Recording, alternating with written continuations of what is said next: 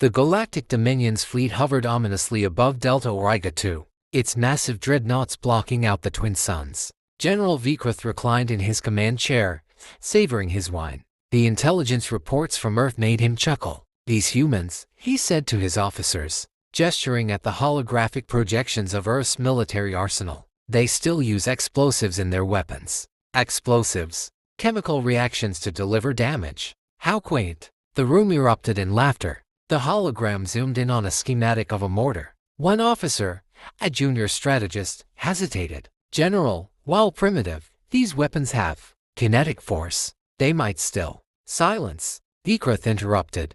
"Are you suggesting that my troops, armed with the finest plasma shields in the galaxy, have something to fear from this?" He jabbed a clawed finger at the hologram. The officer shrank back, muttering an apology. Meanwhile, on the planet below, Captain Naomi Voss surveyed the incoming invasion with grim determination. A seasoned soldier with streaks of gray in her hair, Naomi had seen her share of battles, but nothing like this. Ethan Park, her sharp-witted second-in-command, leaned over the trench wall, binoculars in hand. "They've landed their first wave. Looks like about 5,000 troops, plus walkers. They're forming up for a charge." Naomi sighed. "And we've got, what, 100 fighters and a stockpile of museum pieces." Ethan smirked. "You're forgetting our secret weapon." Naomi raised an eyebrow. "The mortar," Ethan said, grinning. "That's not a secret weapon," Naomi shot back. "That's desperation." The Dominion troops advanced in perfect formation,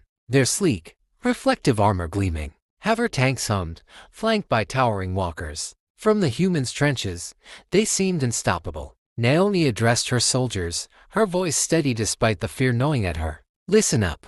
They think we're weak. They think this is over before it's begun. Let's show them they're wrong." The soldiers murmured their assent. Ethan, standing beside her, shouted, "You heard the captain. Man those mortar." The first Dominion assault began with precision. Plasma bolts rained down, scorching the earth and sending human soldiers scrambling for cover. The Dominion's walkers fired, devastating beams that carved trenches into the ground. Naomi barked orders, directing her troops to hold their ground. Then came the first mortar strike. A shell arced through the sky, trailing smoke. It landed amidst a cluster of Dominion infantry, detonating with a thunderous boom. Bodies flew in all directions. The Dominion troops hesitated, their perfect formation disrupted. In their trenches, the human soldiers erupted into cheers. Ethan turned to Naomi. "See, told you.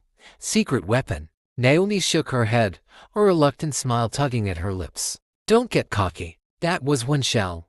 They'll adapt." She was right. The Dominion commanders quickly ordered their troops to spread out. They activated shield drones, which projected protective barriers around key units. But Naomi wasn't finished. She ordered the mortar to adjust their aim, targeting the shield drones and supply lines. The shells tore through the Dominion's infrastructure, causing chaos in their ranks. In the Dominion command tent, Vikrith watched the battle unfold, his amusement giving way to irritation. "They're using those primitive weapons more effectively than expected. Send in the heavy units. Crush them." The Dominion's heavy units, a line of massive, shielded hover tanks, rolled into the fray. Their plasma cannons unleashed devastation, obliterating entire sections of the human defense line. The humans scrambled to adapt, moving their mortar to hidden positions and firing on the move. Naomi coordinated the effort with precision, using the terrain to her advantage. "Keep moving. Don't let them pin us down." Despite their efforts,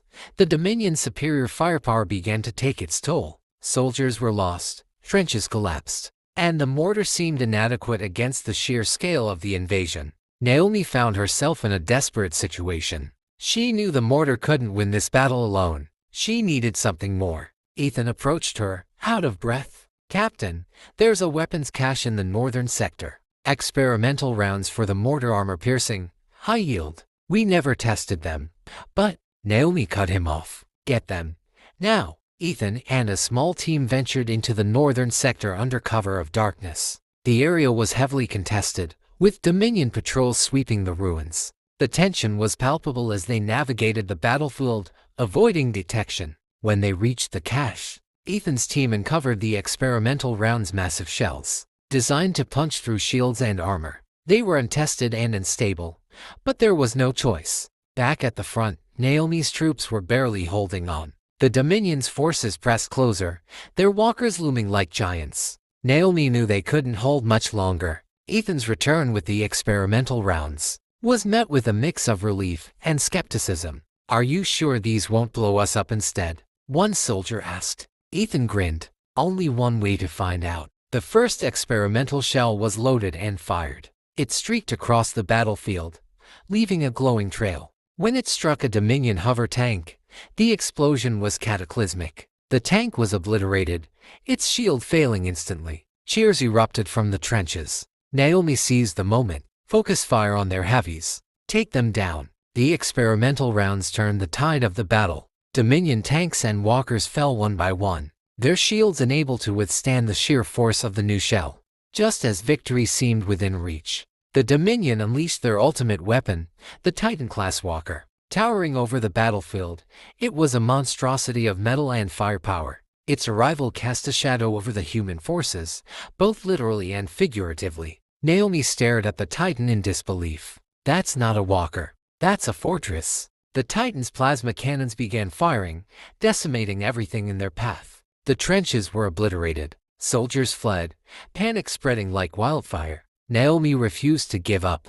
"Focus everything on that thing. Mortar, rifles, grenades, everything." The human forces launched a desperate assault, but the Titan's shields held firm. It seemed invincible. Then Naomi had an idea. She ordered her mortar to target the ground. Beneath the Titan, the goal was to destabilize it, to create a sinkhole that would bring it down. It was a long shot, but it worked. The Titan stumbled as the ground beneath it gave way. Its shields flickered, and Naomi saw her chance. "Load the last experimental shell," she ordered. The final shot struck the Titan's exposed core, detonating it in a blinding explosion. The massive machine collapsed, its wreckage smoldering. The destruction of the Titan broke the Dominion's will. Their forces began to retreat, their once unstoppable invasion reduced to chaos. Naomi watched as the Dominion ships ascended into the sky, leaving Delta Origata behind. She allowed herself a moment of relief, but she knew the war wasn't over. In the days that followed,